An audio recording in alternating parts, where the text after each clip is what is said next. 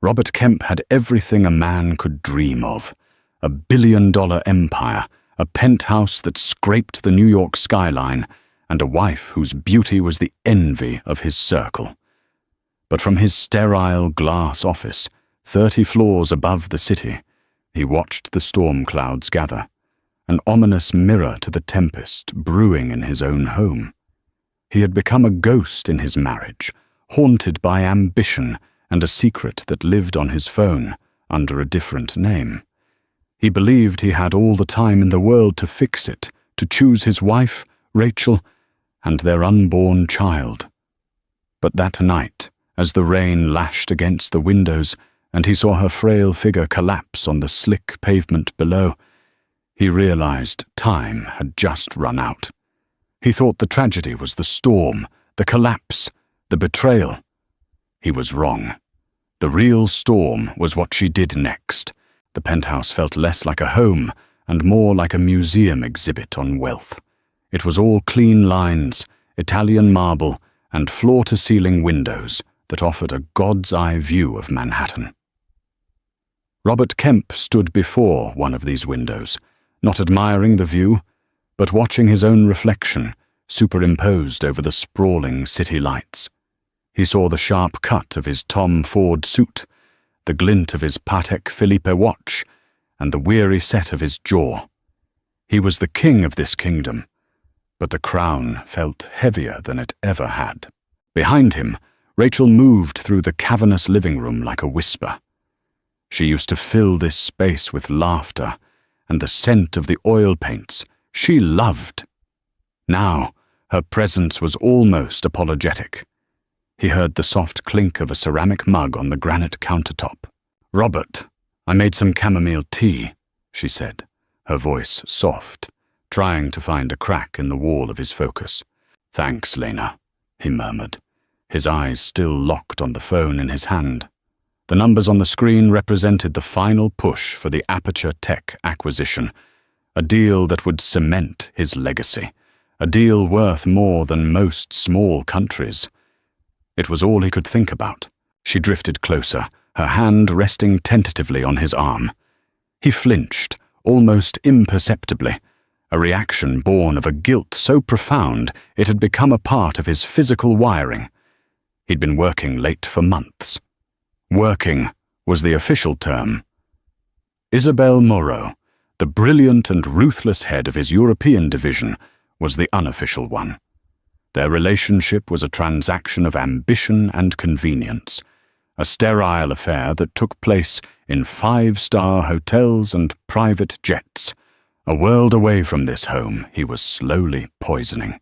"You seem so far away," Rachel said, her thumb stroking the sleeve of his suit. "Is everything okay with the deal?" "It's the final stretch. High stakes.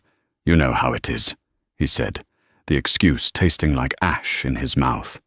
He finally turned to her, really looking at her for the first time all evening.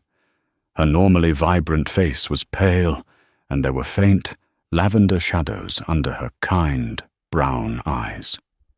She was wearing one of his old, oversized cashmere sweaters, and it only emphasized her fragility. He felt a pang of something, not just guilt, but a deep, aching loss for the man he used to be with her. The man who would have dropped everything to listen. "I have something to tell you," she said, a nervous energy fluttering in her voice. "Something that might help. Ground us again." He forced a smile, pocketing his phone. "I'm all ears." She took a deep breath and led him to the sofa, her hands trembling slightly as she held his. "We've been talking about it for so long, about when the right time would be. With your work being so crazy, I know it's never seemed perfect.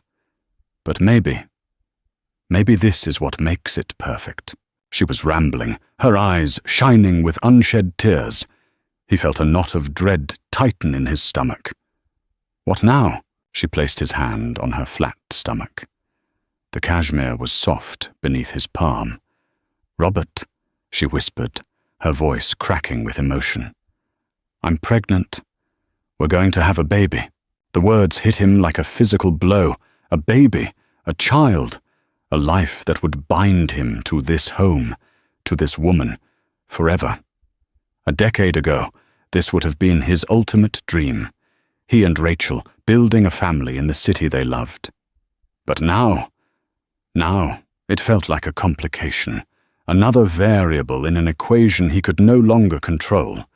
His mind wasn't on a nursery, it was on hostile takeovers, and Isabel's sharp, strategic mind that mirrored his own.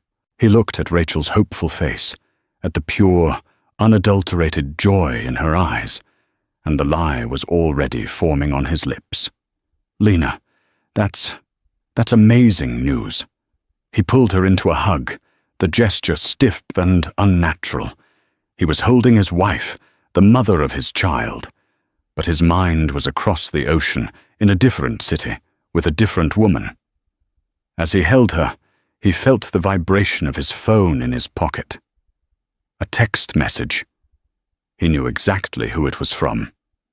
And in that moment, holding his pregnant wife, Robert Kemp knew he was a fraud of the highest order. The days that followed Rachel's announcement were a masterclass in deception. Robert played the part of the expectant father with chilling precision. He accompanied her to the first doctor's appointment, watching the grainy, pulsing image on the ultrasound screen with feigned awe. He held her hand, squeezed it at the right moments, and said all the right things. "A heartbeat," he'd whispered, his voice thick with a performance that deserved an award. "Our baby's heartbeat." But his heart wasn't in that sterile, hopeful room. It was in encrypted emails and hushed late-night calls. The Aperture Tech deal was entering its most volatile phase.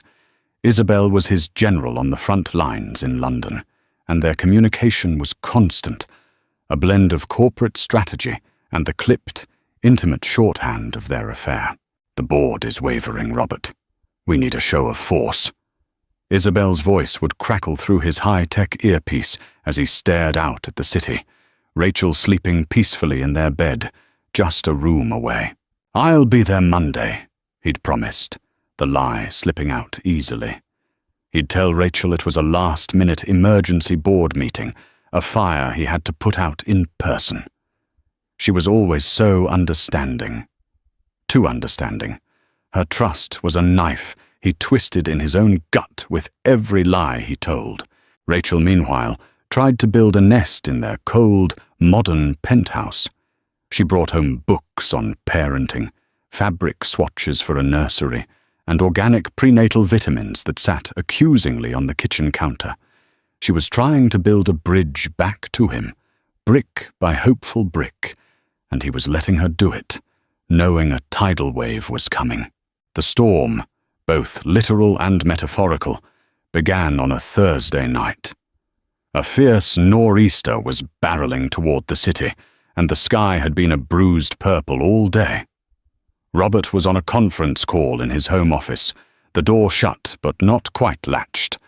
It was a tense negotiation with Aperture's primary shareholders, and Isabel was on the line from London, her voice sharp and commanding. "They're trying to leverage the media against us, Robert.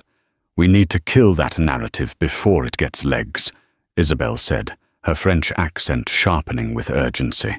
"I'll have my PR team draft a statement immediately," Robert replied, pacing the length of the office. "No, it needs to come from you. A personal touch," she insisted. "You'll be here Monday. We can strategize over dinner Sunday night. Just us." There was an intimacy in her tone that was more than professional. A shared history of battles, won in the boardroom and celebrated in the bedroom. "I miss you," she added, her voice dropping to a near whisper. Meant only for him.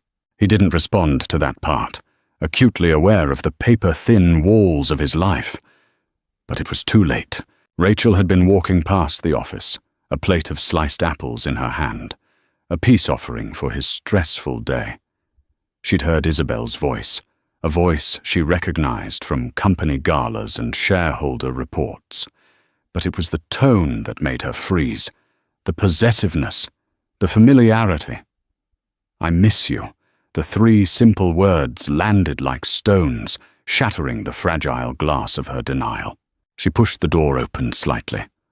Robert stood with his back to her, silhouetted against the window where lightning was beginning to fork across the sky. He was completely absorbed, a different man from the one who had smiled at the ultrasound. This was the real Robert, the one she had been losing for months. He ended the call and turned, finally noticing her in the doorway. The plate of apples slipped from her numb fingers, shattering on the marble floor. The sound was like a gunshot in the silent apartment. "Lena?" he asked, his face a mask of concern, but his eyes, for a split second, flashed with the panic of being caught. "Who is Isabel Moreau to you, Robert?" she asked, her voice quiet and dangerously steady. It wasn't an accusation. It was a simple, devastating question. "She's my colleague, head of the European division. You know that," he said, taking a step toward her, his hands raised in a placating gesture. "Don't," she warned, holding up a hand. The first tear escaped, tracing a path down her pale cheek. "Don't lie to me." I heard her. The way she spoke to you, the air crackled with a tension that rivaled the storm outside. The first fat drops of rain began to splatter against the windows, like accusations being thrown from the heavens. He could see the dawning, horrific realization in her eyes. The later nights, the sudden trips, the emotional distance, all the scattered pieces were clicking into place for her, forming a picture of betrayal so ugly it stole her breath. "Rachel, it's not what you think," he began, the most pathetic and predictable of all clichés. "Isn't it?" she whispered, her gaze dropping to her stomach, her hand instinctively moving to shield the tiny, innocent life within. "Or is it exactly what I think? The shattered plate on the floor was a prelude. The real explosion came next. Rachel's quiet devastation erupted into a storm of grief and rage that had been brewing for months. All this time," she choked out, her voice raw. "All those late nights you were closing a deal. All those trips to put out fires. Was she the fire, Robert? Was our marriage the thing you were trying to escape?" Robert felt the walls of his carefully constructed world crumbling around him. Every lie, every evasion was being laid bare under the harsh light of her pain. "Rachel, it's complicated. The business—" "Don't you dare hide behind your business!" she shrieked, the sound foreign and terrifying coming from her. "This isn't about business. This is about us. This is about you looking me in the eye at our first ultrasound and telling me you loved me while you were sleeping with another woman." The rain was a torrential downpour now, hammering against the windows in furious, percussive blasts. The wind howled, a symphony for their marital collapse. "It wasn't like that," he insisted, his voice rising. It was a mistake, a symptom of the pressure I've been under." "A mistake?" she repeated, a hollow, bitter laugh escaping her lips. "A mistake is forgetting to pick up milk. A mistake is not setting the alarm. This is a choice. You chose to betray me. You chose to betray our child before it's even born." Her words were daggers, each one finding its mark. He wanted to reach for her, to hold her, to somehow absorb her pain, but he knew he was the source of it. He was the poison. His phone buzzed on the desk. A text. Then another. It was Isabel. "The shareholders are calling an emergency virtual meeting. Midnight London time. You need to be on this call, Robert. This is it." Midnight in London was 7 p.m. in New York. Right now. He glanced at his phone, a flicker of instinct, and Rachel saw it. Her eyes, red-rimmed and filled with tears, narrowed with a new, colder fury. "Of course," she whispered, the fight draining out of her, replaced by a chilling resignation. "Even now, she's more important. The deal is more important."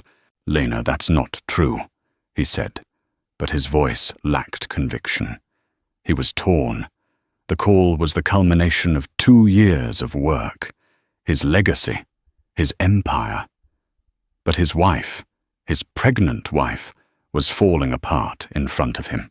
"I need some air," she said numbly, turning and walking toward the door, her movements robotic. "Air! Rachel, look outside! There's a hurricane out there!" he yelled, panicked. "Where are you going?" "Away from you," she said, her voice flat. She pulled on a thin raincoat, her hands shaking too much to properly button it. I can't breathe in here anymore. I can't breathe the same air as you." She pulled the heavy door open and stepped out into the hallway. He started to go after her, but his phone buzzed again, this time with a call. It was his COO. "Robert, you need to get on the line now. They're threatening to walk." He was frozen in a moment of impossible choice. His entire professional life on one line, his entire personal life walking out the door. In a moment of catastrophic misjudgment, driven by the adrenaline of the deal, he chose the call. "I'll just stabilize this.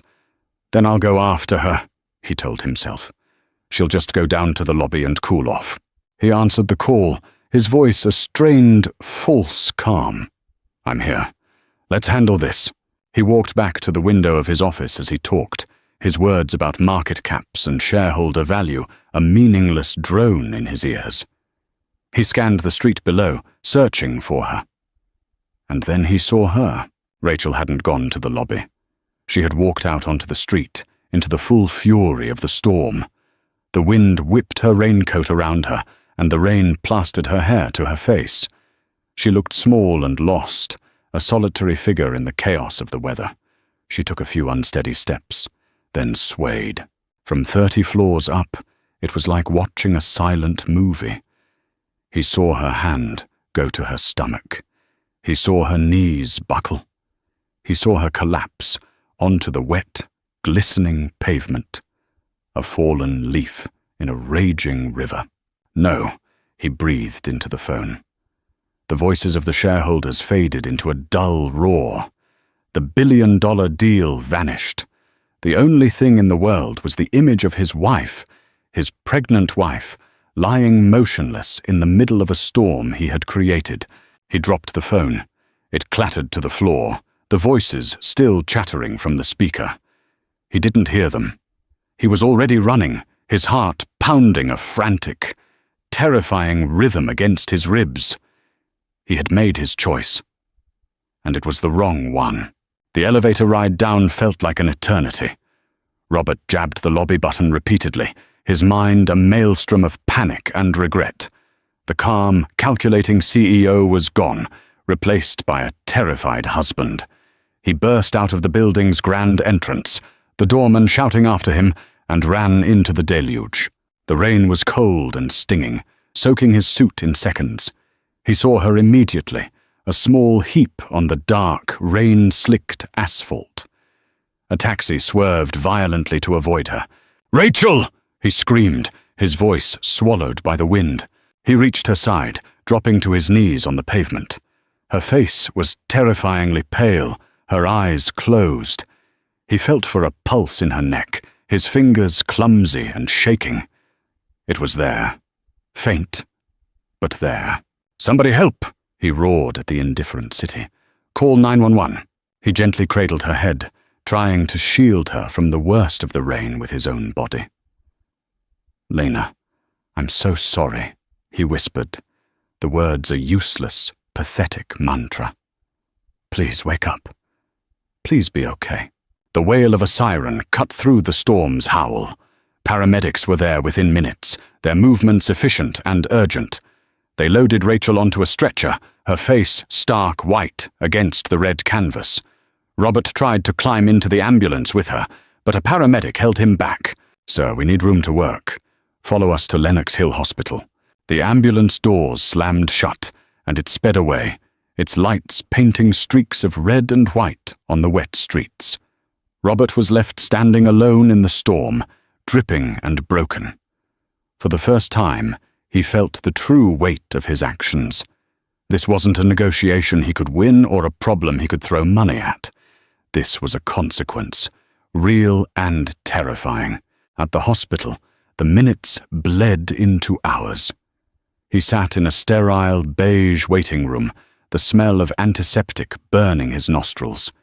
He had called her emergency contact, her best friend Clara, who arrived looking like a storm cloud herself, her eyes shooting daggers of pure hatred at him.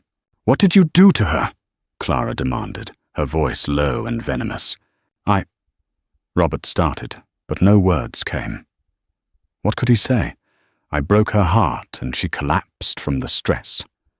I prioritized a business deal over my pregnant wife." Finally, a doctor appeared. "Mr. Vance?" Robert shot to his feet. "Is she okay? Is the baby okay?" "Your wife is stable," the doctor said, his expression grim.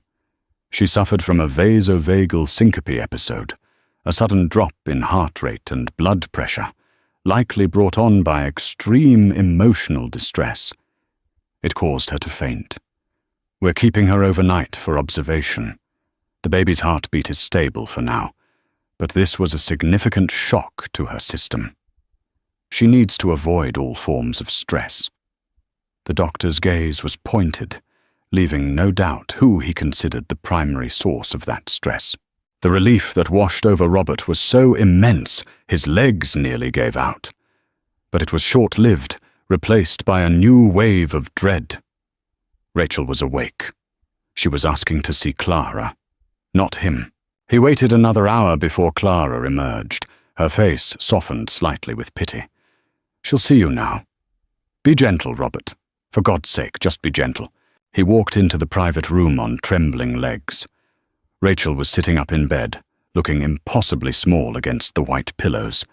An IV was taped to her hand. She looked exhausted, fragile, but as he met her gaze, he saw something new in her eyes. The hurt was still there, but it was overshadowed by a calm, unbreakable resolve. The fire of her anger had burned out, leaving behind something harder, like tempered steel. "Lena, he started, his voice thick with unshed tears. "I'm so sorry. I can't tell you how sorry I am." She held up a hand, stopping him. Her voice, when she spoke, was quiet, devoid of the emotion from before. It was that very lack of emotion that terrified him. "I've had a lot of time to think, lying here," she said, her eyes fixed on a point on the wall just past his shoulder. "About us. About this baby." "We can fix this," he pleaded, taking a step closer. "I'll cancel the trip. I'll sell the company. I don't care. I'll do anything." "No, you won't," she said simply. "Because this isn't about one deal or one trip, Robert. It's about who you are. Your ambition is a hunger that will never be full. I thought I could be enough. I thought this baby would be enough. But we'll always just be an inconvenient distraction from your real love." "That's not true." She finally looked at him, and the coldness in her eyes chilled him to the bone. This was her stunning move. It wasn't a scream, it wasn't a demand, it was a declaration. "It's over, Robert," she said. The words were delivered without malice, as a simple statement of fact. "I'm not going to fight you. I'm not going to scream anymore. I'm just done. I'm filing for divorce." He stared at her, speechless. He had expected tears, ultimatums, a chance to bargain. He had not expected this quiet, final severance. "I will not raise my child in a house filled with lies and ghosts," she continued, her hand resting on her stomach. "This baby deserves a mother who isn't waiting by the window for a husband who will never truly come home. So you can have your empire. You can have your deal. You can have Isabel. I am taking my child, and I am building a life, a real one, somewhere else." She had taken the biggest crisis of their lives, the moment of her greatest vulnerability, and found in it a strength he had never seen. She wasn't a victim collapsing in the storm. She was a survivor walking out of the wreckage, and she was leaving him behind. Robert returned to the penthouse the next morning. The storm had passed, leaving behind a city scrubbed clean and glistening under a pale, watery sun. But inside his home, the storm raged on. The silence was the first thing that hit him. It was a physical presence, vast and suffocating. The air was still, heavy with the echoes of last night's fight. The shattered apple plate had been cleaned up by the overnight staff, but the ghost of it remained. Rachel was gone. He walked through the rooms, a trespasser in his own life. Half the clothes in her closet were missing. Her favorite books were gone from the nightstand. The small wooden easel she kept in the corner of the living room, which she hadn't used in years but refused to part with, was gone. The only thing she'd left behind was a single, framed photo on his bedside table, a picture of them from their honeymoon in Italy, young and ridiculously happy, their faces lit by the Tuscan sun. It was a cruel reminder of the man he'd once been. His phone, which he'd retrieved from his office, buzzed with notifications, emails of congratulations, texts from his board. The Aperture Tech deal had closed in the early hours of the morning. His gambit had paid off. He was now, by all metrics, more powerful and successful than ever. The deal of a lifetime was done. He stared at the email from his COO, the subject line in all caps. "We did it!" He felt nothing. The triumphant thrill he had chased for 2 years was completely absent. The victory was hollow, a feast of ashes. He had won the world and lost his soul. The days turned into a week, then 2. Robert moved through his life like an automaton. He went to meetings, made decisions, and managed his empire with the same ruthless efficiency as always. But it was a performance. Inside, he was spiraling. He'd try to call Rachel, but the calls went straight to voicemail. His texts, increasingly desperate pleas for a conversation, remained unanswered, a string of stark blue bubbles with no reply. She had blocked him completely. He sent flowers to Clara's apartment, where he assumed Rachel was staying. They were returned the next day with a curt note. "She doesn't want them." He had his lawyer reach out to her, and the response came back through her own attorney, a woman with a reputation for being a shark. The message was cold and clear. All communication would be through legal channels. The divorce papers were being drawn up. The penthouse became his prison. Every object mocked him. He saw Rachel in the curve of the sofa where she used to read, in the kitchen where she'd tried to teach him how to cook, in the empty space beside him in their sprawling bed. He stopped sleeping, haunted by the image of her collapsing in the rain. He'd wake up in a cold sweat, his heart hammering, the sound of the ambulance siren echoing in the silent room. One night, drowning in whiskey and self-loathing, he found a box in the back of a storage closet. It was filled with Rachel's old sketchbooks. He sat on the floor and flipped through them. There were charcoal sketches of the city, watercolors of flowers, and countless portraits of him. Early in their relationship, she had drawn him constantly. Robert laughing, Robert sleeping, Robert staring thoughtfully into the distance. She had seen him, really seen him, with an artist's eye and a lover's heart. The last drawing in the final book was from a year ago. It was a sketch of his back as he sat at his desk, his face illuminated only by the glow of his laptop. The drawing was stark, lonely, and unfinished. She had stopped seeing his face and only saw his back. She had seen him turning away long before he had. The realization was a gut punch. This wasn't a sudden implosion.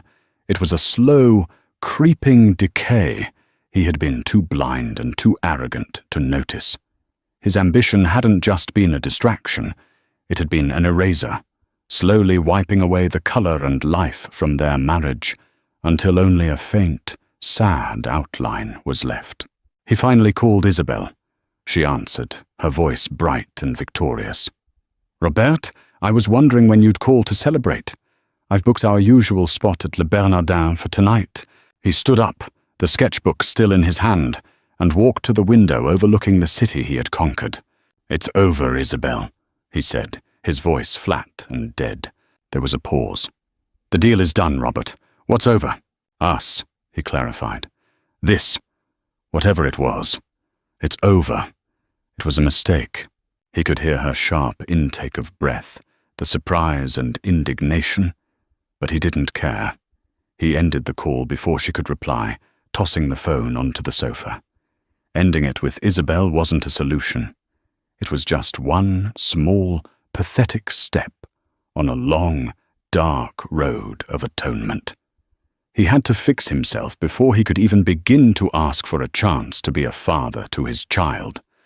The silence of the penthouse pressed in, and for the first time, Robert Kemp began to listen. While Robert was rattling around in his gilded cage, Rachel was starting over in a small, second-bedroom apartment in Brooklyn that belonged to her friend, Clara. The place was cluttered with books, half-finished canvases, and the comforting scent of coffee and turpentine. It was a world away from the sterile perfection of the penthouse, and for the first time in a long time, Rachel could breathe. The first week was a blur of exhaustion and grief. She slept, cried, and ate the simple, nourishing meals Clara put in front of her. She felt hollowed out, a fragile shell of the woman she used to be.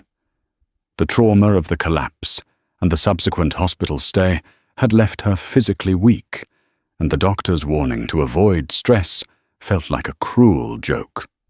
Her entire life was stress, but as her physical strength slowly returned, something else began to stir within her. A flicker of the old Rachel, the artist, the woman who existed before she became Mrs. Robert Kemp. One afternoon, Clara came home from her job as a gallery curator to find Rachel staring at a blank canvas that had been leaning against the wall. "I haven't painted in 3 years," Rachel said softly, her hand hovering over the pristine white surface. "Robert, he said the fumes weren't good for the penthouse's air filtration system." Clara snorted. "Robert wouldn't know a real thing if it hit him in his custom-tailored suit. The only thing he filters is his conscience." She put a comforting hand on Rachel's shoulder. "Maybe it's time to make a mess." That evening, Rachel picked up a piece of charcoal. Her hand felt clumsy at first, the muscle memory buried under years of disuse. But then, she began to draw. She didn't think. She just let the emotions flow out of her fingertips and onto the canvas. She drew the storm, not the literal one, but the emotional tempest that had been her life.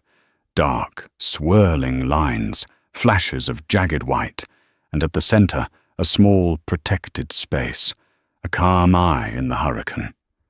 It was raw, chaotic, and deeply honest. For the next few months, painting became her therapy and her salvation. She poured all her pain, her anger, and her burgeoning hope into her work.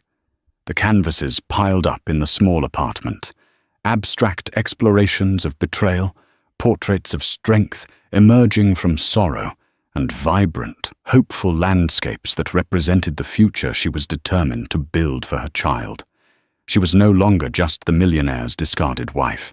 She was an artist, reclaiming her voice, brushstroke by brushstroke.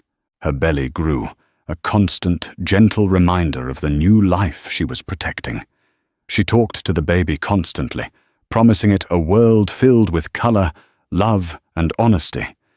This child would not be raised in the shadow of a glass tower, defined by its father's wealth.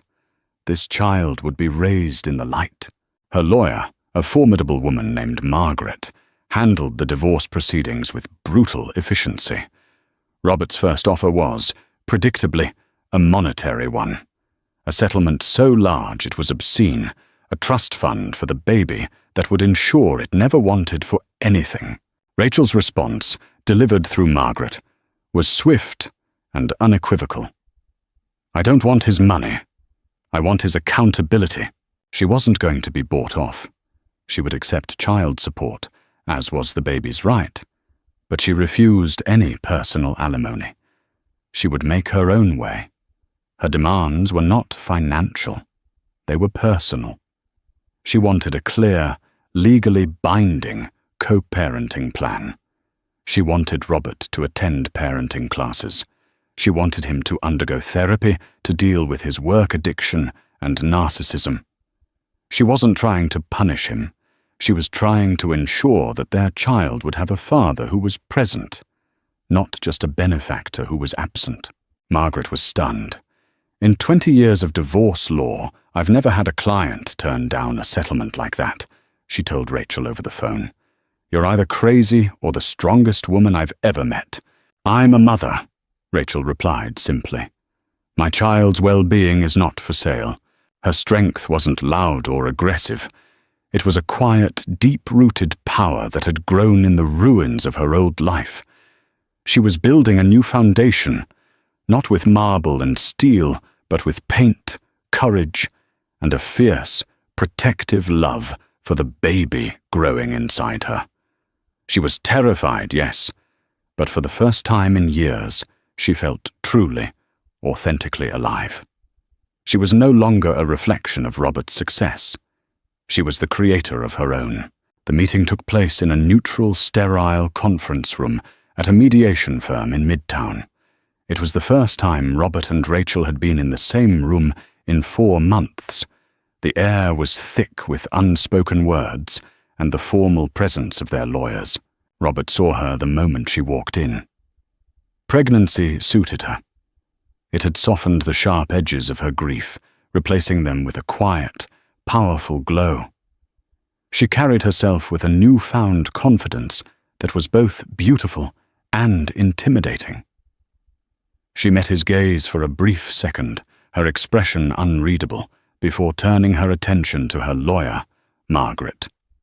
The dismissal was more painful than any angry tirade. Robert had spent the last 4 months in his own personal hell. He had done what she'd asked. He'd found a therapist, a no-nonsense psychiatrist who specialized in high-powered executives with personality disorders. The sessions were brutal, forcing Robert to confront the empty, validation-seeking void that drove him. He had also enrolled in a parenting class in a community center downtown, sitting awkwardly in a circle of plastic chairs with a dozen other expectant couples, learning how to swaddle a doll and change a diaper. He was the only one there alone. He was changing, but he knew it was just a start. He wasn't doing it to win her back. He knew that bridge had been burned. He was doing it for the child. He was doing it so he could one day look his son or daughter in the eye and not see a reflection of his own failures. "Mr. Vance," Margaret began, her voice crisp and businesslike, "my client has reviewed your initial proposal. While she appreciates the financial provisions for the child, she finds them insufficient in other areas." Robert's lawyer, a slick corporate litigator named Arthur, shifted in his seat. "Insufficient? The trust is ironclad. The child will be set for life." Rachel spoke for the first time, her voice calm and steady. "My child already is set for life, Arthur. It will have a mother who loves it unconditionally. What is in question is whether it will have a father." The words hung in the air. Robert felt his cheeks burn with shame. "Rachel is proposing a detailed co-parenting agreement," Margaret continued, sliding a thick document across the polished table.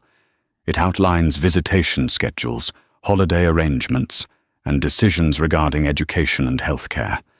It also includes several stipulations." Arthur picked up the document and began to read, his eyebrows rising higher with every page.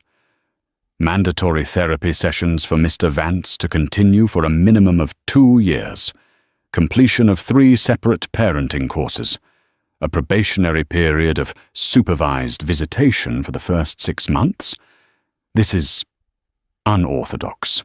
This is non-negotiable, Rachel said firmly.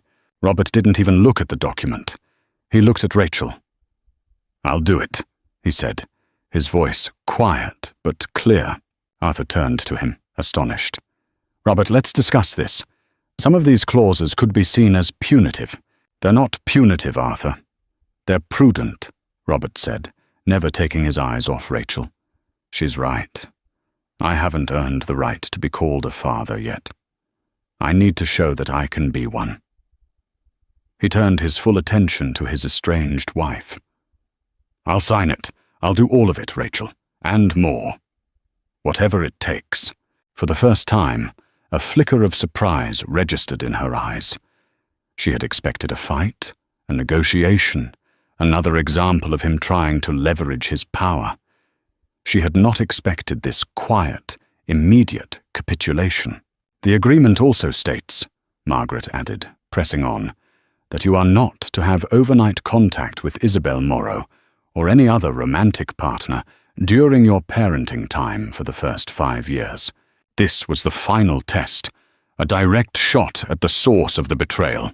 Isabel and I are no longer associated, personally or professionally, Robert stated, his voice even.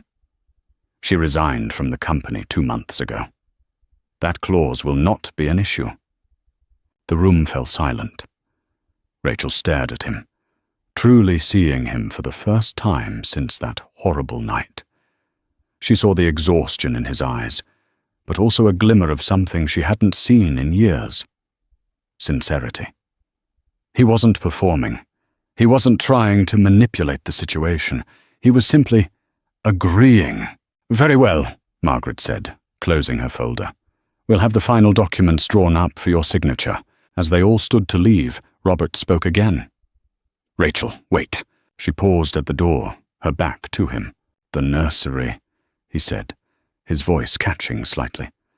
I had it finished, the way you wanted, with the mural of the stars on the ceiling you showed me a picture of. If you ever need anything from the apartment, or if you just want to see it, it's there. For the baby. She didn't turn around, but she nodded, a small, almost imperceptible gesture. Then she walked out, leaving him standing in the middle of the room, having just signed away his power and taken the first, terrifying step toward earning back his humanity. 5 months later, in the dead of a cold January night, Robert's phone rang. He had been dozing in a chair in his silent, cavernous living room, a book about infant sleep patterns lying open on his chest. He grabbed the phone, his heart instantly hammering. The caller ID read, Clara. Robert, it's time. Clara's voice was tense but steady. Her water broke an hour ago. We're at Lenox Hill. I'm on my way, he said, already on his feet, pulling on the shoes he'd left by the door for this exact moment. He had a bag packed in his car, not for him, but for Rachel, filled with the snacks, comfortable socks and coconut water her birth plan had specified. He had memorized the entire document. This was the moment his therapy and parenting classes had been leading up to. His therapist's voice echoed in his head. Your role is not to demand, but to support. You are not the protagonist of this story, Robert. You are a supporting actor. Show up, be quiet, and do whatever she asks of you. He broke every speed limit getting to the hospital, his mind a silent prayer. Let her be okay. Let the baby be okay. He found Clara in the waiting room of the maternity ward, pacing a hole in the linoleum floor. How is she? He asked, breathless. She's a warrior, Clara said, her eyes red-rimmed. The contractions are getting intense. She's in the room at the end of the hall, room 612. Did she ask for me? Robert asked, his hope fragile. Clara gave him a look that was a mixture of pity and exasperation. No, Robert. She's a little busy right now, but she didn't say you couldn't be here. That's your olive branch. Don't mess it up. He nodded, understanding. He walked to the end of the hall and stood outside room 612. Through the small window in the door, he could see Rachel. Her face was contorted in pain, her hands gripping the bed rails. A nurse was coaching her through a contraction. His first instinct was to burst in, to hold her hand, to tell her she could do it, but he stopped himself. That was what the old Robert would have done. Made the moment about him, about his need to be the hero. The new Robert understood. This was her space, her battle. He was here to offer support, not to invade. So he waited. He sat on the hard plastic chair outside her door and waited. For hours. He listened to her pained cries and the calm, encouraging murmurs of the nurses and Clara. He fielded calls from his office, telling his assistant to cancel his entire week. "It's a family emergency," he said, and for the first time the words felt true. His family was in that room, and his empire could burn to the ground for all he cared. A nurse on her break saw him sitting there, his expensive suit rumpled, his face etched with worry. "You the father?" she asked kindly. "I'm trying to be," he answered honestly. "She's strong," the nurse said with a smile. "You've got a fighter in there." After what felt like a lifetime, a new sound cut through the air. Not a cry of pain, but a cry of life. The thin, mighty wail of a newborn baby. Tears streamed down Robert's face. He buried his head in his hands, overcome with a wave of emotion so powerful it buckled him. Relief, joy, and a profound, bottomless love for a person he hadn't even met yet. He stayed where he was, giving them their time. 10 minutes later, the door opened. It was Clara, her face beaming and tear-streaked. "It's a girl, Robert," she whispered. "She's perfect. Rachel's asking for you." He stood up, his legs shaking, and walked into the room. The scent of new life was in the air. Rachel was propped up against the pillows, her hair damp with sweat, looking more beautiful and exhausted than he had ever seen her. And in her arms, wrapped in a pink and white striped blanket, was a tiny, perfect baby with a tuft of dark hair. He approached the bed slowly, reverently. He wasn't a CEO. He wasn't a billionaire. He was just a man, humbled and broken and remade, standing in the presence of a miracle he had almost thrown away. The hospital room felt like a sacred space. The chaotic energy of labor had been replaced by a deep, peaceful quiet, punctuated only by the soft, snuffly sounds of the baby. Robert stood by the bed, his hands clasped behind his back, feeling like an intruder on a holy scene. Rachel looked up at him, her eyes weary but clear. The anger and resentment that had been a wall between them for so long seemed to have dissolved, washed away by the tidal wave of childbirth. In its place was a shared vulnerability. "She's beautiful, Lena," he whispered, his voice thick. "She looks like you," Rachel said softly, a faint smile touching her lips as she looked down at the baby's face. Poor thing. It was a joke, a tiny sliver of their old rapport, and it felt like a gift, a small measure of grace. Do you want to hold her?" Rachel asked, her voice gentle. Robert's breath caught in his throat. He just nodded, unable to speak. He washed his hands at the sink, the motions slow and deliberate, then sat on the edge of the chair beside her bed. Rachel carefully, expertly, transferred the warm, precious bundle into his arms. The baby was so light, so impossibly small. She squirmed and made a little noise, her tiny, wrinkled face bunching up. Her eyes were closed, her eyelashes fine as silk. Robert stared at her, completely mesmerized. This was his daughter, a real, living, breathing piece of his heart, now existing outside of his body. He felt the weight of his failures, the selfishness of his ambition, the cruelty of his betrayal, all crashing down on him. But as he looked at this perfect, innocent life, he also felt a powerful, cleansing wave of purpose. This was his chance to atone, not with words or money, but with a lifetime of devotion. Have you thought of a name?" he asked, his gaze never leaving his daughter's face. "I was thinking, Lily," Rachel said, "for new beginnings, for purity." "Lily," Robert repeated. "Lily Vance. It's perfect." He looked up at Rachel, his eyes swimming with tears.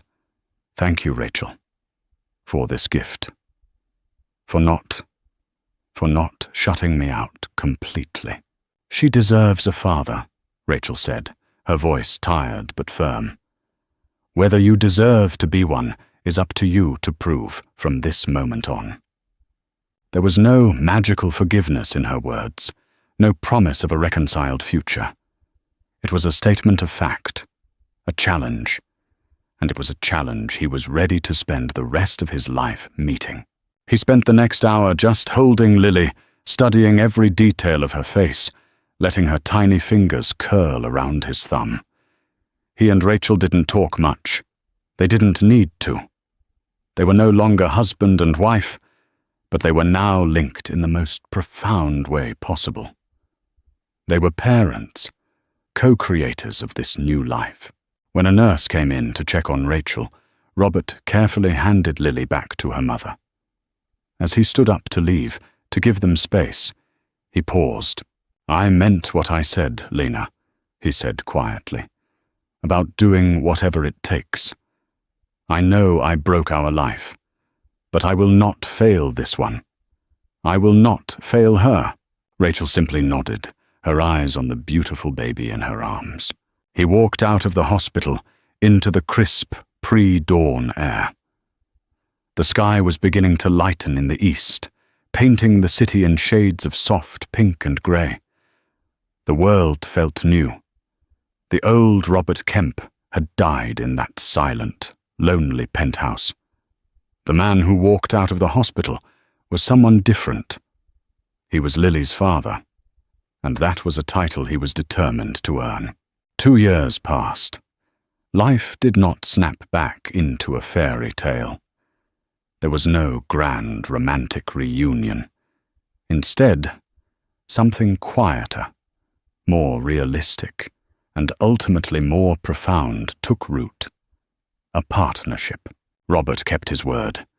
He was a constant, steady presence in Lily's life. He finished his parenting courses. He never missed a therapy session. He adhered to every clause of their co-parenting agreement with a devotion that surprised even his own lawyer. He learned to be a father not in grand gestures, but in the small, everyday moments. He mastered the art of the diaper change, learned to distinguish the hungry cry from the tired cry, and could recite every word to Lily's favorite bedtime story, Good Night Moon.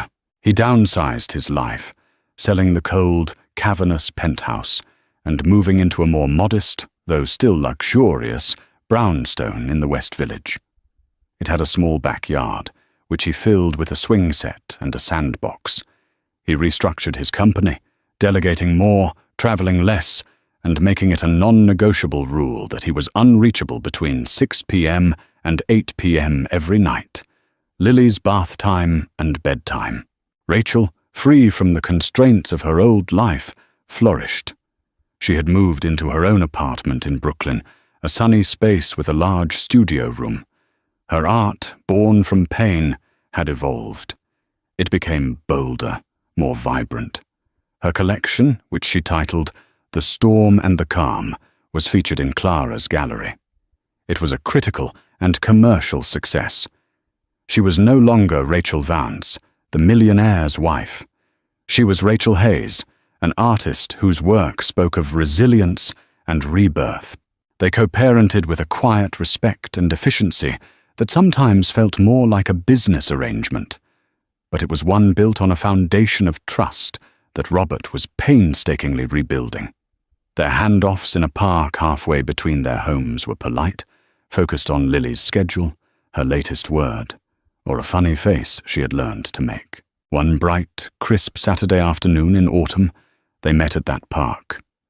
Lily, now a bubbly toddler with her father's intense eyes and her mother's warm smile, was taking her first truly confident steps.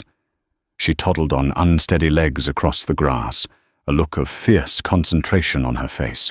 Robert and Rachel sat on a bench, a comfortable distance between them, watching her. "Her daycare teacher says she's the most determined child in the class," Rachel said, a proud smile on her face. "When she wants something, she doesn't give up." "She gets that from her mother," Robert said, his gaze soft as he watched his daughter. He meant it. He had once mistaken Rachel's kindness for weakness. He now knew it was the bedrock of a strength he could only dream of possessing. Rachel looked at him, a genuine, unguarded warmth in her eyes. "She gets it from both of us." It was a small acknowledgement, but it felt monumental. A recognition that they were a team, that Lily was a perfect fusion of their best parts. Lily, having successfully navigated a treacherous patch of grass, stopped and looked back. She saw both her parents watching her. She grinned, a wide, toothy grin, and then, for the first time, she walked a straight line, right from the spot where she stood, across the space that separated them. She walked away from her mother and straight into the waiting, open arms of her father. Robert lifted her up, burying his face in her soft curls, his heart swelling with a love so pure and powerful it almost hurt. He looked over at Rachel, who was watching them, her face illuminated by the afternoon sun. Their old love story was over. The book closed forever. But as they sat there, two separate people bound by a shared love for their child, it felt like they were just beginning to write a new one. It wasn't a story of romance, but one of redemption, respect, and the quiet, enduring grace of a second chance. The canvas of their future was different than they had ever imagined, but it was, in its own way, beautiful. Robert and Rachel's journey shows us that sometimes the greatest tragedies can lead to the most profound transformations. Their story is a powerful reminder that it's never too late to change, and that true strength isn't about never falling, but about how we choose to get back up and rebuild. What did you think of Rachel's decision to leave and build her own life? Could you forgive Robert? Let us know your thoughts in the comments below.